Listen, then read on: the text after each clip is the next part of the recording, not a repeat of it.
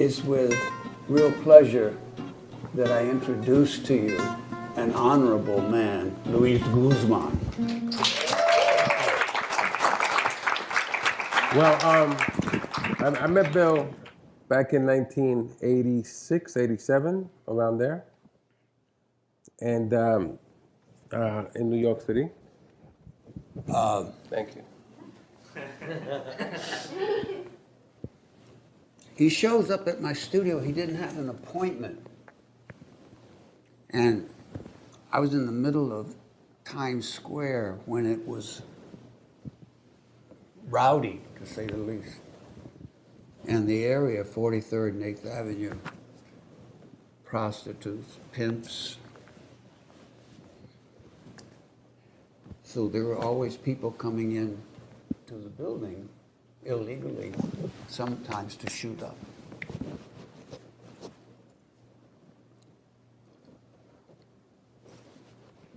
He's sitting outside in the waiting room. I walk out, and I see him. He had one of those black winter caps, you know, the kind. Don't you know? Yes. And so I saw him, and he kind of scared me at first, because I didn't know who he was. And that face, you know. Still the same face. And I said, "Can I help you?" Like that. He said, "Yeah, I'm looking for Bill Alderson." I said, "Well, you found him." And he says, "Yo, bro, I want to study with you." I remember that's exactly what you said. And I said, "Well, who are you? What do you do?" He said, "I was in the neighborhood." You remember this? Mm-hmm. So we talked, and that was the beginning of our friendship. I studied with Bill for 2 years, and Bill and I, we had a love-hate relationship. True. You know, I gotta say, as far as teachers go, he's like the best thing that ever happened to me, because he really challenged me to challenge myself. You know, I think in the second year, there was an incident that I did the scene with this girl, the rose tattoo, and she didn't want to kiss me because she was married, and I was like really frustrated with that. And Yeah, I remember that. And but Bill laid into me, and one of the things that he said to me in front of the whole class is like, "What the fuck are you doing acting?" And that kind of made me. It pissed me off that he said that, first of all, you know. And as I walked back to my seat, and I'm passing his table, I looked to him and I said, "You know what? Fuck you." And I sat down. You know, but for me, the real beauty in that was that, you know, he was my coach. If I could look at it that way, he was my coach, challenging me to challenge myself to, you know, really up your game. You know, you could do better than this. You know, and I had my moments. I had my good moments. I never had a great moment in his class. I would have good moments. You know, because the great moments came later in my career.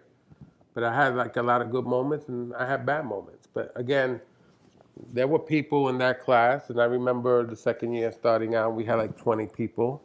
And then the second week came, and we had 14 people. And then the third week came, and we were down to 10 people. But that was telling me, you know, maybe some of those people ain't just cut out for this. You know, this is a real challenge. And you know, I follow all the exercises and stuff like that. Half the time, especially the first year, I was like pretty lost with the repetition and all that stuff, you know. But little by little, I was getting it. And he used to have all these like little signs around, and I wrote them into a book, you know. And it was interesting because the first year that I studied with Bill, I think I did a movie called Crocodile Dundee 2. What was it called? Crocodile Dundee 2. Oh yeah, yeah, It made a lot of money. yeah. And Very popular. Yeah. very popular. And the thing is, like if you were to put me on the scale, I was at the bottom of the scale in his class because at the same time I had a 9-to-5 job. I was a social worker in New York City. I was working with teenagers. You know, class started at 2 or 3 o'clock, or let's say 3 o'clock. Half the time I'm walking in there at 3:45, you know, because it's like, you know, I'm getting help from my boss. You know, you can't be missing and stuff like that. But I stood with it, you know. And basically, for me, I became the sponge, you know. And he was feeding me all the knowledge. And man, I used to love people doing their work and the choices that they were making. And that was for me the bigger lesson, you know. Like, yeah, you know, I would go up and do my scene or whatever, or my private moment or this or that, you know. But for me, the lesson was really listening to him critique people and seeing the work that people do and the choices that people would make, you know. Because sometimes it's not always what you do on stage, it's always what you observe on stage, you know. And So, you know, we studied for those 2 years, and I tell you, you know, the reason I come here is because he's had that much impact on my career and my life and stuff, and he's a good guy. Pain in the ass once in a while, but he's a good guy, you know? And I'm so grateful that he's here, you know? So you guys are very fortunate. But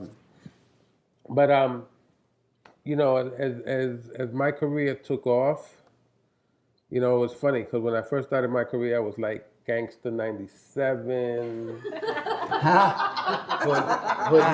Hoodlum 86, Robber 62. I know when I got down to like bad guy number 4, eventually I was going to get a name. You know what I mean? But the thing is, it was really interesting to me because all the things that I've learned in class, you know, I guess for me, the most important lesson that I learned through observation, through listening to build, critique people, is that when I would go out on auditions, and I'll give you an example. I went to this audition one time, and there were like 15 guys waiting. And the 15 guys that were waiting had like had monster careers as character actors, and I'm saying, ain't no way I'm getting this part, no way. And what happened was each guy would go in, and it was like one of those auditions that you could hear in the hallway what's going on inside, and every guy that went in was like rah, rah, rah, rah, rah, like up here. And so there was like 3 guys left. They called my name, and I said, no, you know, I need a little more time. Can you take these last 3 guys, and I'll go in last. And those 3 guys go in, and it's bah, bah, bah, bah, and it's all up here. When it was my turn to go in, I just had a conversation. You know, not even up here. I was like down here. You know, because again, I made the choice. And the director stopped me, and he thanks me. And he says these words to me. He said, thank you for giving me a choice. And I ended up with that part, you know. But no, please. But what happened, my lesson from that, and my lesson to you, is like, you guys are going to go out on auditions, and before you go to that audition, think about how 100 people are going to read those lines the same way, and then just kick that out and make it your own. You know, and that was always my intention when I went into an audition. It's like, I want to do that like me, like how I want to do it, not how it's on the page. Not because really, you go into these auditions and people do the same shit. And people are looking for something different, a choice, you know? So gradually I built my career on that. You know, when I did Carlito's Way and I went in and I auditioned, it was so funny because I think the night before, like my brother-in-law and my cousins showed up to my apartment and they found this old leather jacket in the park, in Tompkins Square Park in New York City. And they gave it to me and it was all fucked up and everything. But this leather jacket had a real character to it. And I said, shit, I'm gonna use that. You know, this is my prop. And I went to this audition and it's Brian De Palma, it's Martin Bregman, who did Scarface and Dog Day Afternoon and great movies. And, you know, Al Pacino sitting there. And, like, I just go in and I do my shit, you know. And all of a sudden, Brian De Palma starts laughing. And I'm like, fuck, what am I going to, you know, like, he's fucking, is he laughing because it's this stupid, or, and I just kept going. And then it was the end of the audition, and I'm walking out, Brian De Palma says, got it. You know, and, you know, again, it was because, and the other thing too, I use my life as a reference. Like that, I don't know if you guys seen the movie Carlito's Way, but that guy, I grew up with guys like that. You understand? So my thing is, I don't try to act like those guys. I really do become that guy, you know, because I know the attitude, you know, I know where they're coming from. I know how they play, how they roll, whatever it is. And because I do use my life as a reference for some roles and stuff, it just really becomes easy, you know. The one thing I don't do is I never, ever get comfortable. You get comfortable, you get lazy. The challenge is over. You know, there are some roles I will admit that I do. And I'm like, oh man, this is fucking walk in the park, man. You know, because I wanted to challenge me. You know, I want to be challenged. You know, and I love what I do. I love the people that I work with. You know, I show up on time. I've worked with. I did a scene in a movie. It's okay that I just keep going. I did a scene in a movie called Family Business with Dustin Hoffman. I think it was maybe my third or fourth project. And it was directed by Sidney Lumet. And I had one scene in this movie, and it was with Dustin Hoffman. And it was maybe my third or fourth movie. And so I'm doing my scene, and then it was like Dustin giving me off-camera lines. Okay? So the camera's there, Dustin is standing next to the camera, and I have to talk to Dustin. Sidney says, action. Dustin did not say anything that was scripted. He just started going off on me, telling me how much of a fucked up human being I am. I mean, and I had that much time to say, that's not the line, or go with it. Well, I went with it, and I gotta tell you, that one moment in my career, I grew up 10 years. That one moment. Why? Because I learned to trust my instincts. You know? And sometimes that's it's really that simple. You know, you gotta trust your instincts, you know? So, you know, as I developed in my career, you know, I learned a lot about myself. I learned a lot about the art, you know.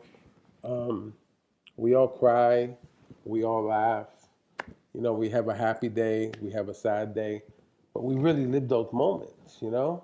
And when you do something, it's like, I told myself anyway, I said, you know, you don't have to act that. You know what that feeling is. That's your instinct telling you, just go with that, you know? And for me, it works, you know? I'm a very giving person because I've been taught that way by people, you know, like Dustin Hoffman. I had the great honor of working with someone like Michael Caine, and you know, I mean, so many people that I've worked with, you know, and I show up and I'm there and I'm ready to go and I'm ready to take it and I'm ready to give it. You know, it's not anything having to do with ego. You know, it has nothing to do with that. The art is not about ego. It is about you as a human being putting yourself in that situation and living that. You know, so, and I've been really fortunate. This past year, I executive produced my second movie. It's a comedy called Puerto Ricans in Paris. And we shot it in Prague, Paris, and New York for $1.5 million. It looks like a $30 million movie. Again, it's a great business. It's a hustle. It's a real freaking hustle. What do you mean by that?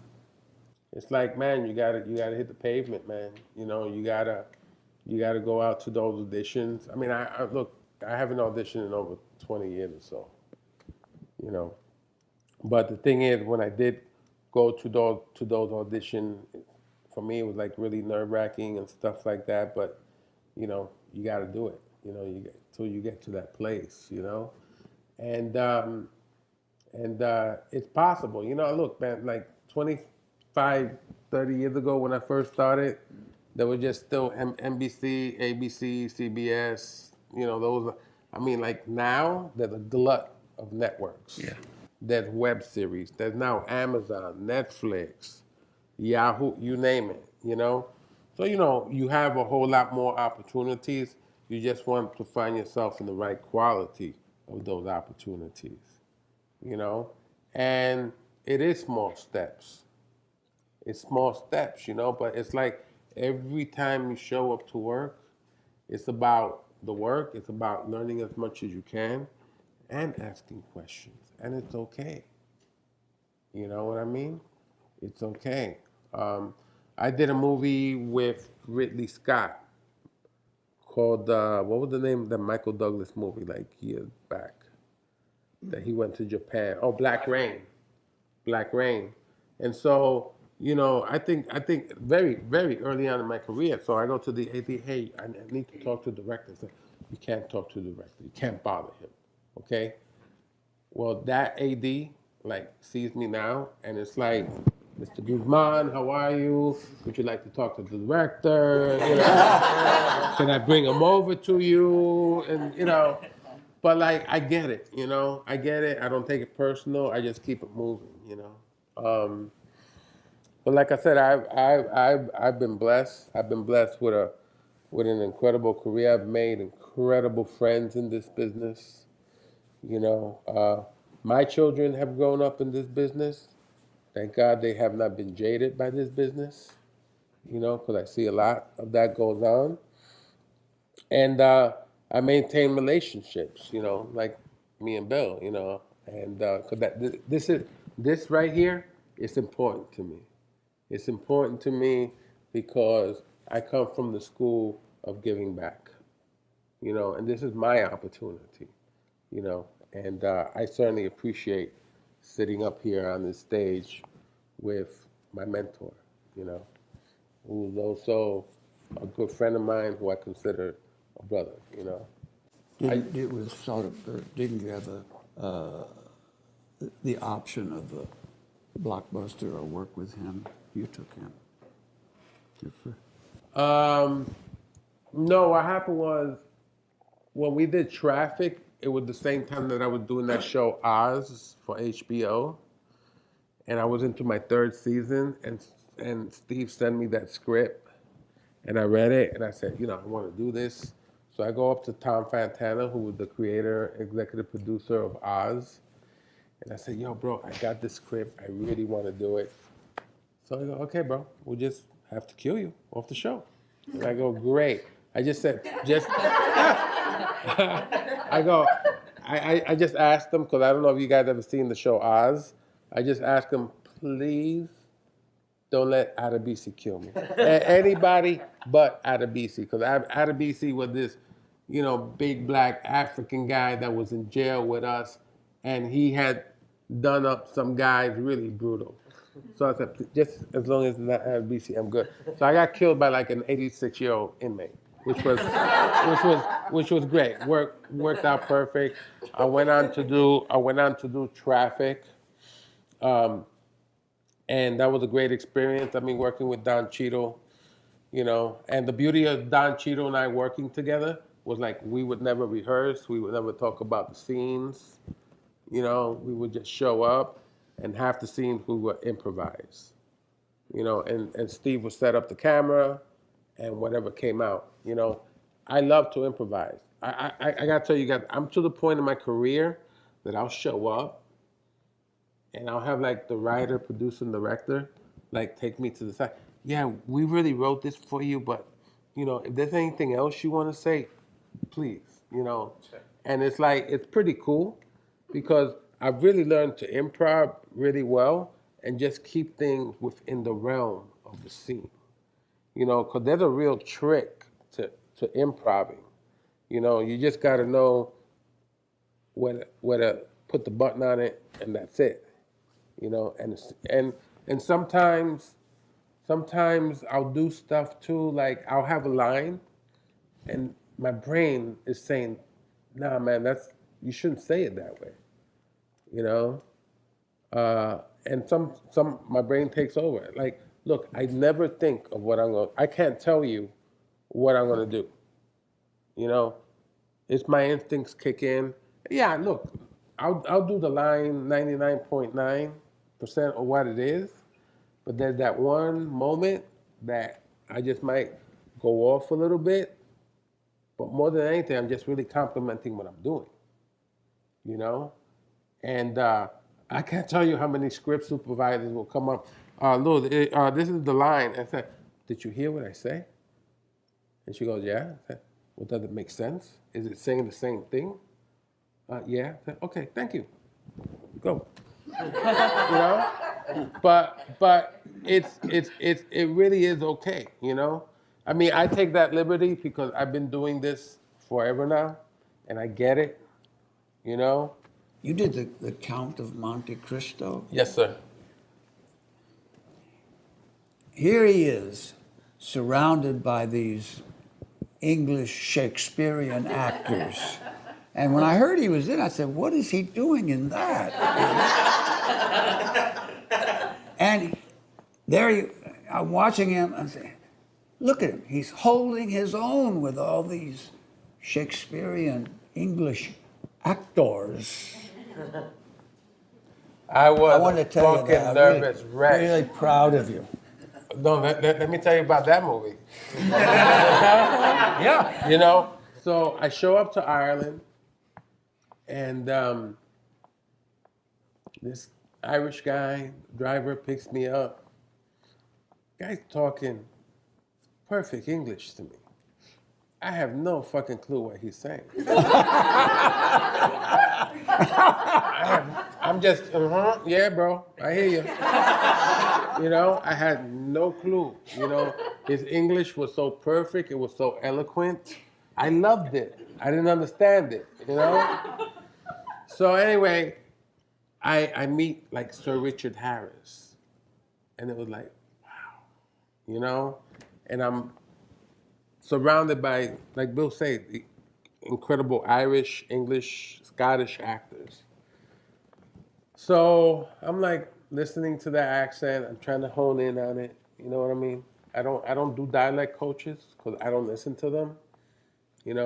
I'll tell you about that later. But so my first day of work, my first take, cut. The director goes, Louis, come in. I said, what are you doing? I said, bro, I'm just doing the accent. He goes, no, dude, you're the only guy that doesn't have to do an accent in this movie. You're the only guy that does not have to do the accent. So go take a walk for 10 minutes and figure out what your backstory is. Because I do backstory just to get me zoned in.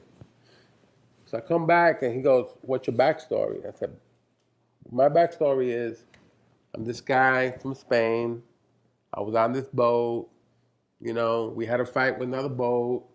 I got taken in as a hostage. Then I was a ship deck, you know, which was like the lowest on the totem pole. And I ended up with this crew, and here I am." He goes, "That's it. Keep it simple." And that's how I approached my character, you know. And it was quite the experience, I gotta say. But it worked, you know. That was a fucking challenge and a half for me, I gotta say. But it worked. It was a great movie. It was beautiful. It was well done. Yeah. I worked with some incredible actors on that, you know. How did it feel to work with Brian De Palma and Al Pacino, Carlito's Way? Well, when I working with Al is pretty cool in the sense that, you know, I mean, shit, it's fucking Al Pacino, man. It's the guy from Dog Day Afternoon. It's the guy from Serpico, you know. It's the guy from Scarface, which I didn't quite agree with, but it was that guy, you know. And then, you know, we would just, I be honest with you, I was a bit insecure because it's like, oh shit, dude, you're his sidekick. You're Al Pacino's sidekick. So I called my friend up after like the second rehearsal because I was feeling nervous, you know. And my friend said like the best thing he could have said to me was like, "Bro, you know this shit. You grew up with this shit.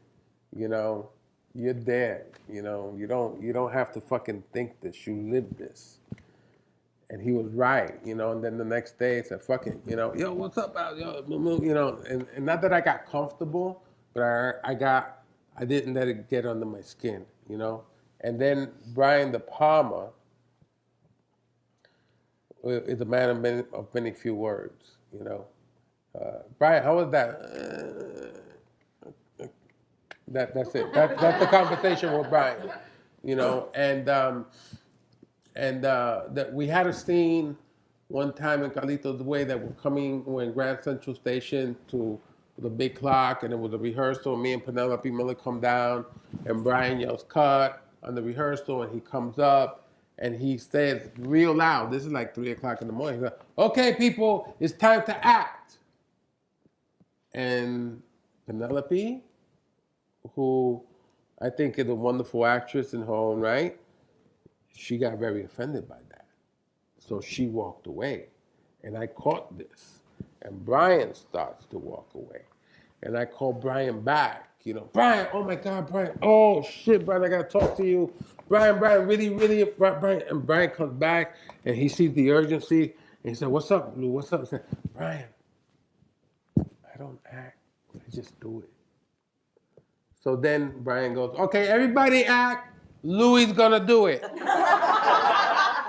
You know, but that was like my get back at him. I mean, Brian is a very visual kind of director. You know, there are actors director and there are visual directors. You know, for me, the greatest director, and I work with quite a few of the great directors. I mean, it's Sidney Lumet, man. I mean, Sidney Lumet. You know, you can't have a better teacher than that. You know, with Sidney will see right through you and act. You know, Sidney does not want you acting. You know, I mean, that's funny when he tells me and Nick Nolte and Timothy Hutton and Patrick O'Neill and Charles Dutton. He said, "Look, guys, I'm not doing a fucking TV show here. I'm doing a movie." And we all have to look at, oh shit, okay, but you know. So, but he taught me a lot. So, yes. You've given a couple examples so far of sort of your off-camera relationship with people like Pacino or their Adam Sandler, and it sounds like you're almost mirroring what your characters are going to be doing on screen, like your buddy with Pacino. You know, you just relaxed and talk to him like a normal person after your friend had given you that advice, and then there you're taking care of Adam Sandler, the person, and on screen you're taking care of his character. do you try and like mirror those relationships, or is that something that just naturally happens, like bleeds over from the scenes into your life interaction with them on set? I mean, not to be full of myself, but what's not to like? You know what I mean? What's not to like? You know. Again, look, I'm there to do the work, and we do end up having these relationships and stuff like that. You know. Who was it, man? I forgot who it was. I hadn't seen this guy in like 10 years. And we ran into each other, and it was like we just saw each other yesterday. You know, because it's like sometimes you make connections with people, and those connections are still there. You know, I don't kiss ass. You know, I'm not there, oh my God, working with Alderson, I want to get in with him. It's never about that. I'm there to do the work, you know. If they want to have a relationship, fine. You know, if they don't, fine. You know, I'm about the work, you know. But I gotta say, 9.5 out of 10 times, you know, a relationship is developed because of their personality, my personality. I mean, Adam, after Punch Drunk Love, Adam was in New York doing something, and my phone rang, and it's Adam, and he said, hey, Lou, I'm in New York, you want to hang out? We met up on a Sunday night at 2 o'clock in the morning, and we were just walking around Midtown, him and I alone. Like, his bodyguard wanted to come. I said, dude, we got this, you know? And we just found like a greasy hamburger spot that was open at 3 o'clock in the morning, and went in and had French fries and hamburger and Coke and talked shit and went back to the hotel, you know? So, I mean, just those little things, you know what I mean? I do know a lot of people, you know, and I'm grateful to that. But, you know, again, it's because who you are and who they are, you know? I mean, there's people in my business that are fucking assholes. You know what I mean? I mean, I don't go around bad-mouthing them and shit like that. You know, it's done. I'm happy. Boom. Have a good life. You know, I just keep it moving. You know, but I've always had that relationship. You know, because it's who I am. You know, I'm not looking to get anything out of anybody. You know, I'm not desperate. You know, I'm looking for the love, for the fun, for the respect. You know, that's it. You know, that's how we should all live life. You know, we do live though. When you are an actor, you know, you juggling a whole bunch of shit with people. You know, so, but you know, I'm not there to judge or to be judged. You know, I don't have no enemies in this business. I don't. You know. Yes. I just wanted to know, I know everyone has their own different process, but with emotional preparation, because we're learning that now, like the most of us, I just want to know how you emotionally prepare. I know you said backstory a little bit, but I'm really big on using my life as a reference.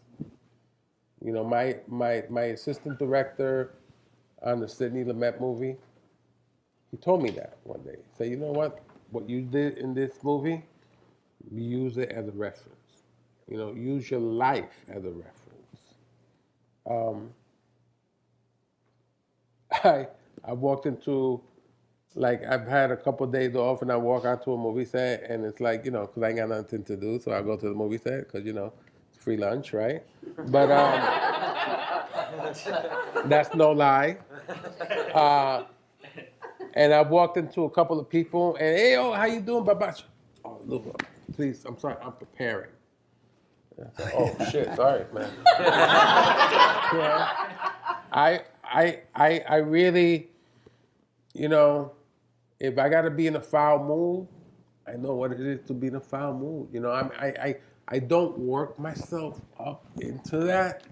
You know, I'm actually gonna live that. I'm gonna say, you know what, fuck you and the way you think, and get the fuck out of my face, and mean it. You know, and it's like I've known what it is to tell that to somebody, and I know what it is to hear it from somebody. You know, so it's like a double reference point for me.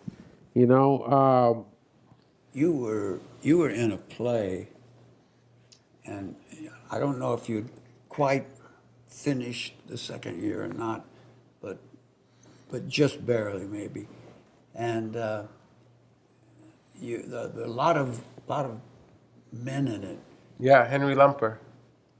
Yeah, yeah, and you had to change and get dressed in the same big room. And what came back to me was you were always complaining because they were making so much noise and you were trying to prepare, and you were the only one trying to prepare. Well, I think that was like at like a very early part of my career too. That's what I said. Yeah. Yeah. Yeah.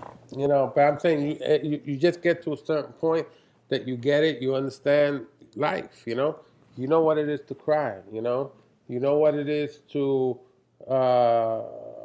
get out of a relationship and what that feels like, whether it's 3 days, 3 months, or whatever, you know what it is to be fucking happy and say, oh shit, it's like these are real feelings that we have.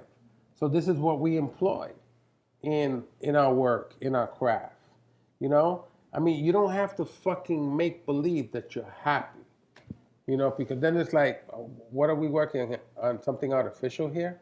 No, it's not artificial, it's real. Happiness is a real fucking feeling. Sadness is a real feeling. Love is a real feeling. To have a fucking orgasm is a real feeling. To be fucked up with a hangover the next day is a real fucking feeling. We know what these things feel like. I did in Punch Drunk Love, we had a scene that I'm in the backyard with Emily Watson, and we're just sitting there and she's talking to me about Barry and stuff. Then at a certain point, Paul goes, yo, Lou, you want to smoke a blunt? Yeah, bro, fucking A, let's go. So we start doing this shit. By the third take, I was fucked up out of my mind. I was like, that's it, Paul, you didn't get it now, you ain't gonna get it forever. But like, you don't prepare for that, you just do it. You know what it is to be stoned. You know what it is to be drunk. You know what it is to have a fucking splinter stuck in your finger. You know those feelings. You have so much in common with life that you also do with the art. You know what I'm saying? Yeah, sometimes you got to work yourself up. That's part of the preparation. I get that. But just like it's in you. It really is. It really is. I did something one time and I had to be very flamboyant, and I started fucking around with like some of the older production guys, and you see how uncomfortable people feel, and it's like, but you also realize how someone that's flamboyant feels to that uncomfortability, but me, I have fucking fun with that shit, and but that's the character, Matter of fact, when I did anger management, I played a very flamboyant guy, I used the reference. And when I was a kid growing up, there was this guy, his name was Herbie. He was fucking buffed, He used to dress in like really tight clothes. He's like, Herbie kicked anybody's ass. But when Herbie started talking, you thought it was your sister talking to you. You know what I'm saying?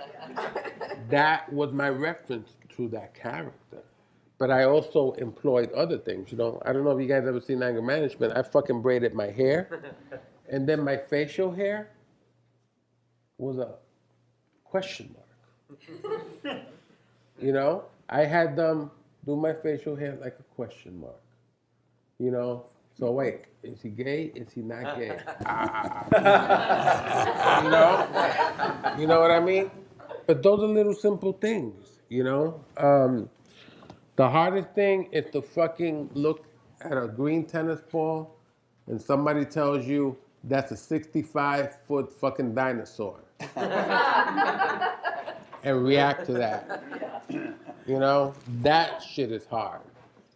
Because basically, you're just terrified and you're expending that energy on that, So. Jeff Goldblum said the same thing. Oh, yeah. Yes. So what did you do in a situation like that? Like when it hasn't come easily to you and whatever the emotion you have to access is. Have you ever had that experience? Well, you would put yourself in the situation like if there was a 65-foot dinosaur chasing you, how would you really fucking feel? You know, I mean, that motherfucker's about to step on you. Life is going to be over real quick for you. You know, so it's like, really, it's the fear. It's the fear, you know? And it could have been that dinosaur, but in my mind, I'm thinking that's a fucking 65-foot wall of water that's about to come crashing down at me if I don't move. You know what fear's like. You know. It's as if Yeah. the wall is coming down. Yeah, man. You know. You gotta think quick. You know. Sometimes we gotta do shit like that. You know. But it works because it's real. We've all know fear. You know, we all know trauma. Hopefully not too much, but you know, enough that we know what it's made us feel. You know, like I said, some things are easy and some things like you really need to process. You know, so yes. You talk about the hustle and quality of roles. Can you talk a little bit about when you first started? Like when you first started with Bill, had you already been doing acting? At what point did you get particular about your roles, or were you like that from the beginning? Well, you know, for me in the beginning, it was a fucking struggle, man. You know, because back in those days, you know, being Latino, being Puerto Rican, I was either a drug dealer, I was a rapist, I was a bad guy. You know, I mean that was Hollywood's portrayal. You know, and I kind of rode with that for a bit. You know, I rode with that for a bit. You know, and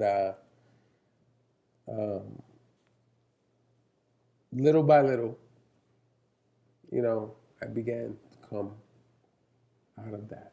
You know, it took a while. You know, but it was always about the work. It was always, you know, I would go into audition and say, oh, great, good guy role. And it was like, it would go to somebody else. And my attitude was never, "Oh, fuck. My attitude was always, you didn't get this for a reason because there's something better coming. You know, so you put yourself into that frame of mind instead of going into this dark, deep, depressive place. You know, because creativity is always going to be there.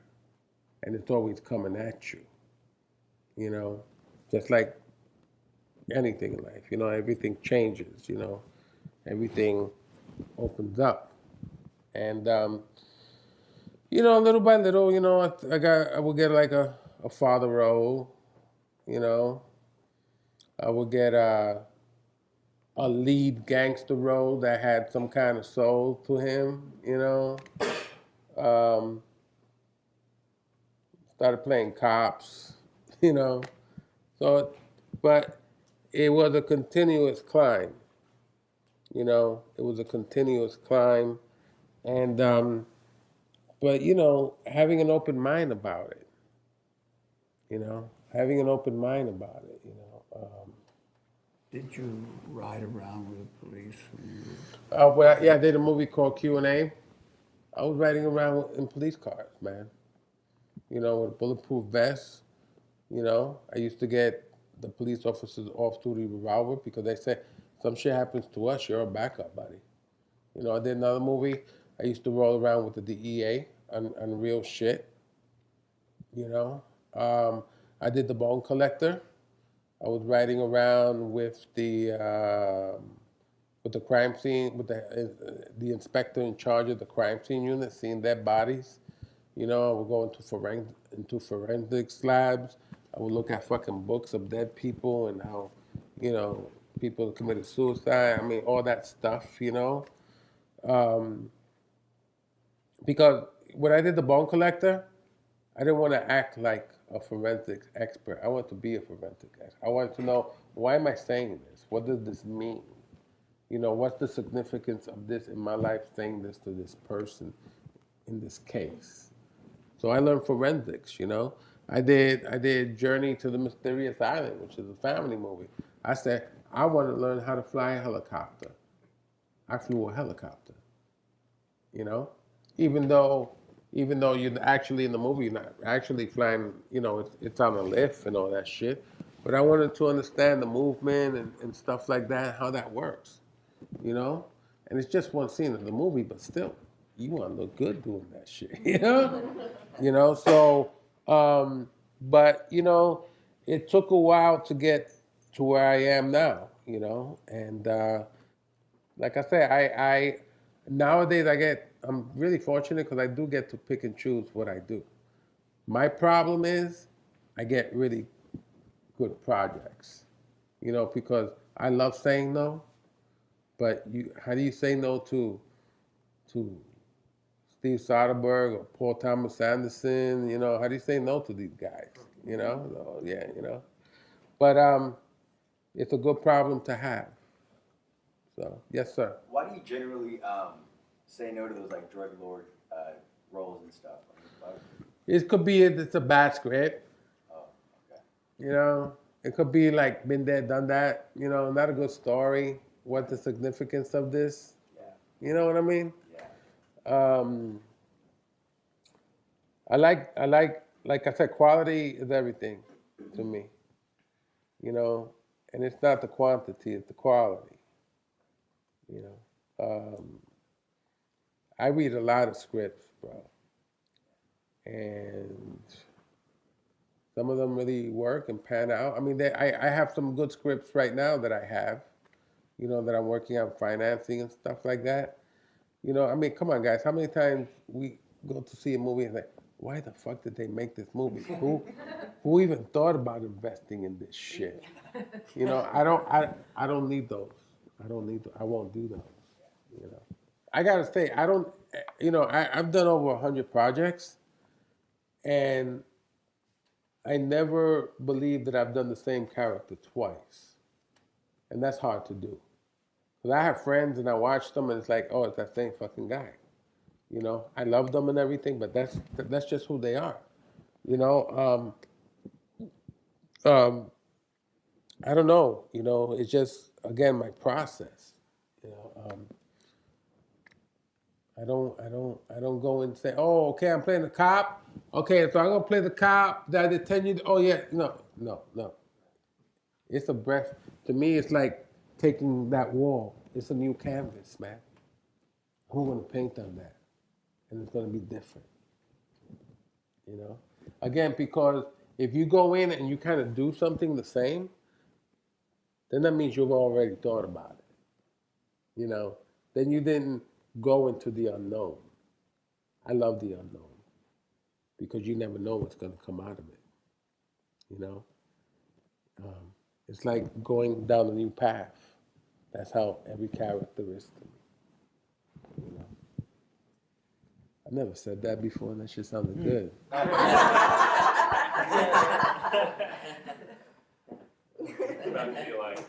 Yeah. Any more questions or? Yes? Do you ever have times where you bring ideas about your character to the table and the director's just like, no. And then how do you sort of, if you sort of conceived of your character in one way and they're nixing it, if that's happened, how do you then, you know, switch gears and try and go about it a totally different way on short notice? This is how I work. This is Bill, my director. And Bill says, Lou, okay, boom, boom, we're going to shoot the scene. And I go, okay. And I'll say to Bill, Bill, I'll give you everything you want. I want the last take. The last take is mine. The last take is my freebie. The last take is my opportunity to fuck it up. That's how I remedy that. You know, I've seen actors that I've worked with, and I'm doing the scene, and they're telling the director, this is how I'm going to do it, and you can't stop me, And that's too bad. And it's like, that's not how to do it, man. The wait, because I seen that happen on the movie I work with, shooting the scene. Before the scene even finished, the director saying, cut, now we're going back to my way. So in reality, that guy never got really to do. So the way to remedy that, I say, hey man, I have these discussions with directors before I even shoot a movie. I say, hey man, this is my process for working, so they understand where I'm coming from. And say, I'll give you everything you want up front. Just give me the last take. Because then it also gives me an opportunity to just, try out my own creativity. And sometimes it works out and it comes out great, and sometimes they don't use it, and that's okay. But it just makes me feel so much more a part of the process. Yes. Were you able to have that conversation when you just started your career, in that period where you were struggling, or just you talking about? I'll tell you when that started. That started on Boogie Nights. Okay. That started on Boogie Nights. Me and Paul, we had that understanding with each other. And ever since, every movie I make after that, that's what I do. I had a conversation with Cameron Crowe with the same thing. I had a conversation with my Netflix people. It was the same thing. I don't like somebody just holding those reins on me. You gotta let me go a little bit here. You said a good thing once. I asked you, I guess it was about auditioning. I asked you, how do you do it, or what do you do? And you said, I make sure I understand the part. And you said, even to the extent that sometimes I say to them, I can't come in today. My son is sick. I have to take him to, because you said I needed more time. Right. And then you said, so when I understand, then I go in and I try not to act. Right.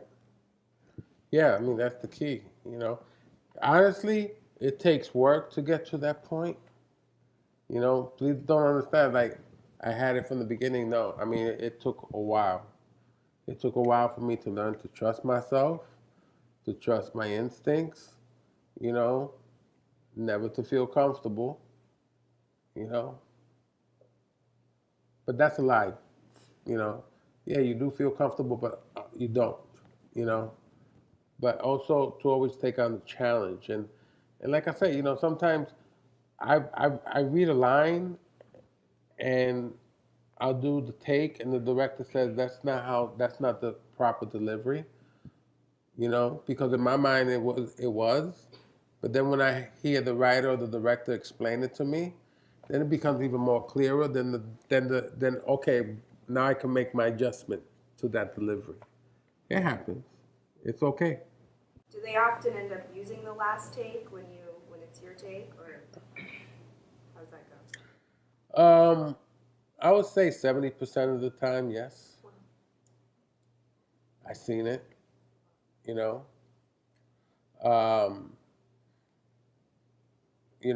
But like I say, I love improvising. You guys seen Traffic?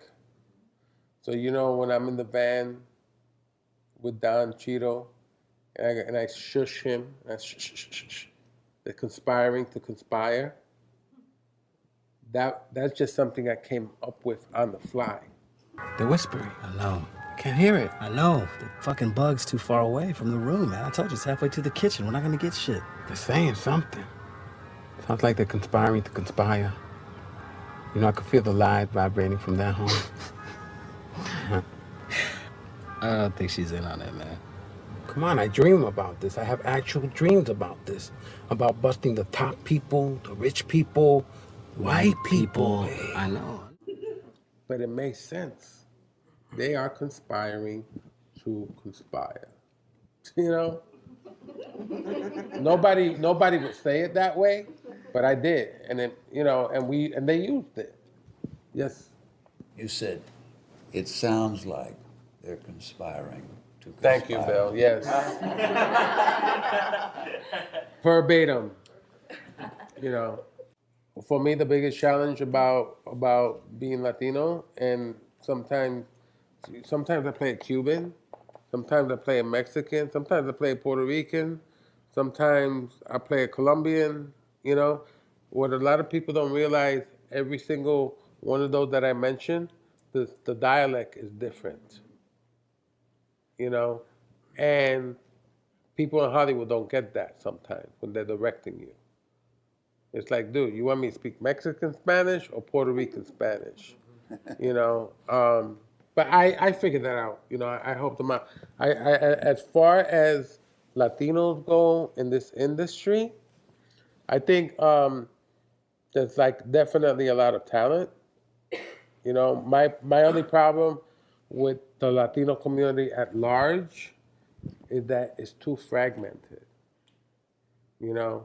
If there's a movie that's shot about Mexicans and it's a LA story, that's who's gonna go watch the movies. Like Latinos in New York are not gonna go watch that movie and stuff. If there's a Puerto Rican movie done in New York, it's like, and so it's very fragmented. I'm right now, trying to bring all those people together, because like you take a look at a guy like Tyler Perry. Tyler Perry, man, he got his niche in this industry. It's like people from Key West to the tip of Washington State will go see Tyler Perry movies. Not because he's black, but because he makes good fucking entertaining movies. I think Latinos have to get past that and make movies that are entertaining to the universe, not to Latinos. Don't get me wrong, it could be a Latino story, just like a black movie is entertaining to the universe, but we have to put ourselves in that same seat, that we can compete. Because for me, that's been one of the biggest frustrations, man. I did a great movie called Nothing Like the Holidays. That was a great fucking movie. It got great reviews. Nobody saw it. Why? Because the fucking company, it pisses me off, that was doing the publicity for it, just publicized inside key Latin communities. We didn't do that movie for Latin communities.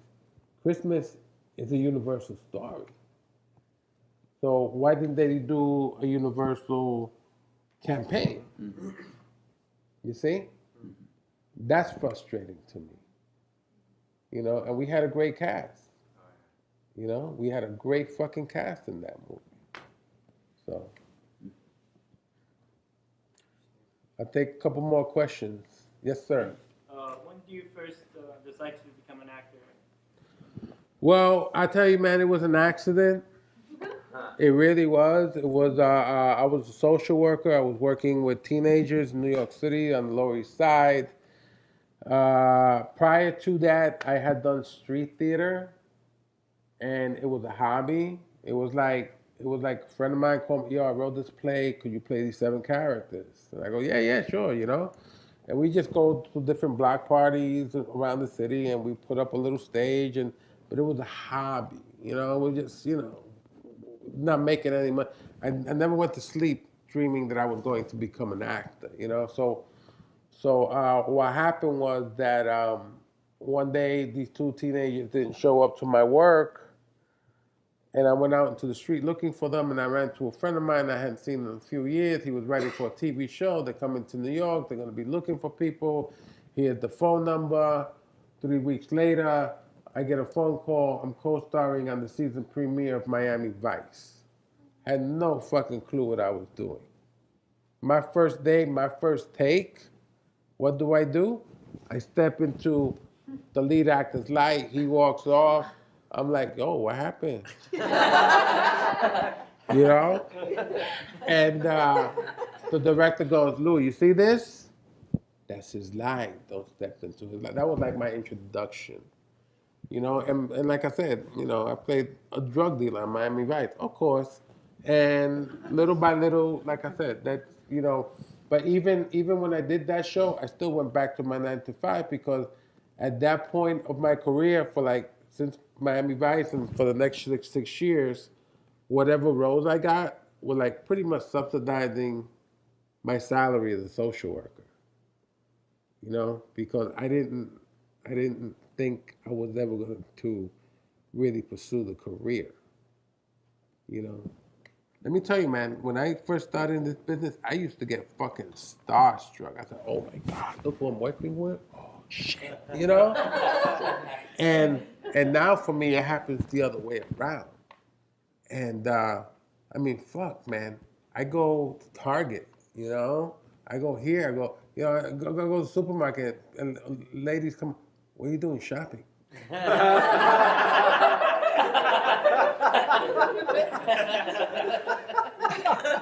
And I go, yeah, I'm human, just like you. I am human, just like you, And fatherhood is a huge part of my life, and I look out for my kids, and I love spending time with my kids and my family. The most important thing that no matter how big you get or not, is to stay grounded. Because like I say, people could see through the bullshit. And there's people like that still, unfortunately. I'm not a part of that. I'm like I said, I pride myself in who I am, and like I said, giving back is to me the biggest asset. I still go back to once in a while to where I used to work as a social worker and hang out, talk to people, and encourage people. I have people that come up to me that I was the counselor, the social worker back in the day, and they still refer to me as Mr. Guzmán, and thank you for being there for me, and you inspired me. And because of you, I am now a lawyer or a paralegal, or I started a women's organization for single parents and stuff like that, That's my pride. That's knowing that I made a difference, 3 years ago, real quick, I'm going to finish up. 3 years ago, I shot a documentary. I went homeless for 3 days in New York City. It was the hardest thing I ever did. I lived in the street one night. I slept in the street. I slept in the homeless shelter the next day. I had a camera crew following me around with long lens and stuff like that. It was hard, man. It was in March in New York City. I was so humbled, by that. But I did it because, I'm at a place now that I can be a voice for people too. Part of my background is, I'm a social activist. I'm a rebel, I believe in change. I believe in progress and helping people and stuff like that. Being an actor, it's a nice job. You get to travel, you get to do your art and stuff like that. But there's also the human part of you. You can't lose touch with that, So, yeah. Are you guys good with this or what? Yeah?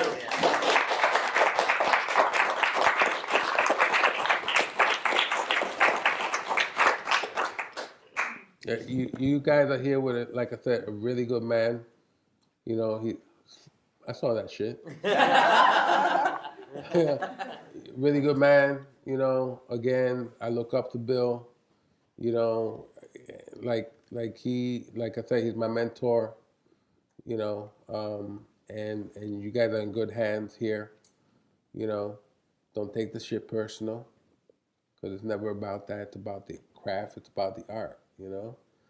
And he's gonna give you a lot of tools to work with. Unfortunately, he can't run those tools for you. You have to run those tools for yourself. That's part of going out there and doing your craft, right?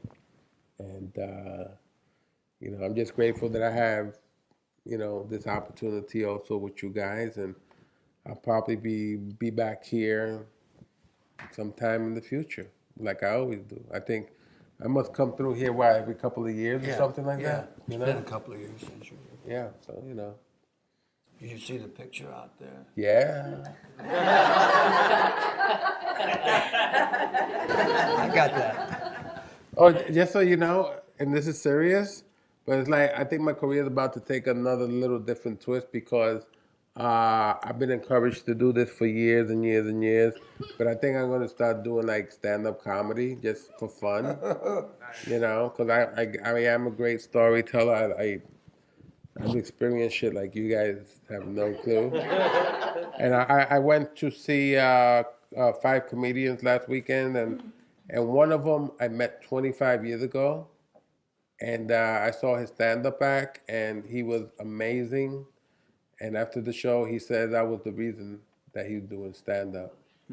And he made it look so fucking simple. And I'm like watching this and say, you get paid for that shit? Yeah, I want to do that. I gotta go now. And again, thank you guys so much.